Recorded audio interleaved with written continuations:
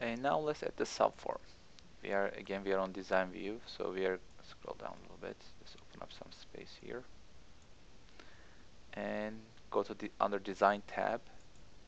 Select subform option.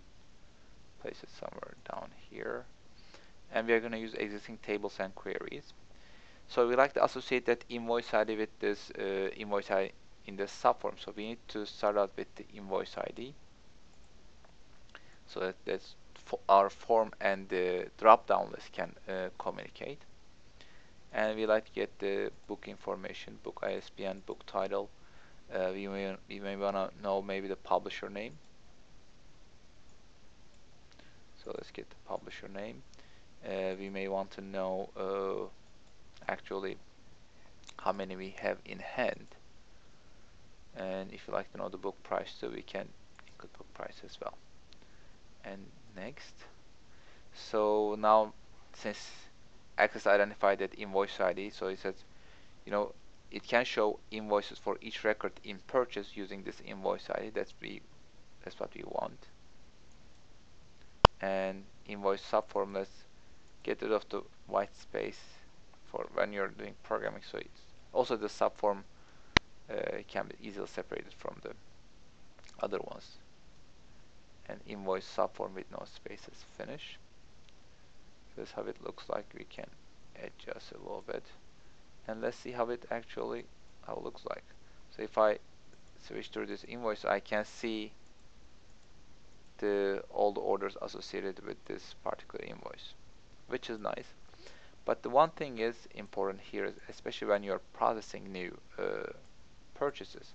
So I say new purchase, and I select an invoice from here, and I like to see the list down here at that time, because I don't want to make mistakes or I don't want to keep getting error messages. Let's say I select this invoice and try to add this book to, you see it already exists in the system and in this invoice, so it doesn't work. And I need to select maybe different book so that it would work. So we need to make this invoice ID here, or this drop-down list, talk with this invoice subform. For that, we are going to add a little bit of Visual Basic code in this access form. It is very straightforward. You don't need to have any programming background or whatnot. So basically, we are going to select this invoice ID drop-down list.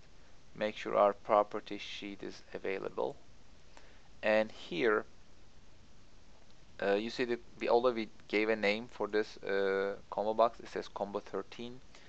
Access doesn't like that when you're doing Visual Basic script, so let's change this name of this combo box to something more descriptive. Let's call it invoice ID, and hit enter, and also let's save.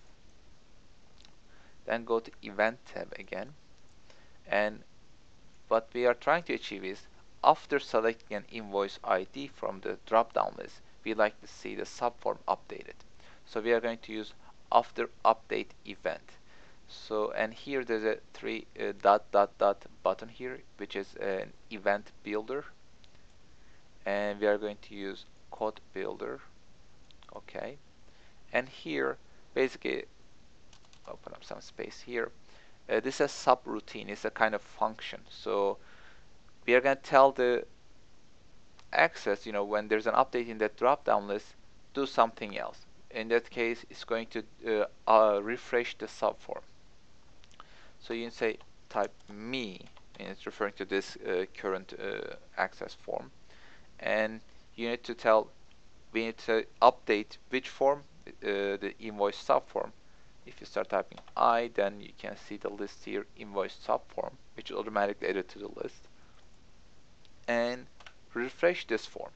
And for refreshing, there's an option called here requery. So it's going to requery that subform. Basically, that's it. And save it. Close it. Let's save this form and close this property sheet and go to view. Okay. And let's say add a new record, new purchase. and select SA 49 211349. Now we are seeing all the orders associated, all the book orders for this invoice. So you like the new one, so you wouldn't have to make you don't make mistakes. So you can add, for example, my name is Red is not in this, so you like to add this one here, here. Basically, if you go back to that form again, you should be able to see my name is Red down here as well. It's automatically added to the list. So that's all.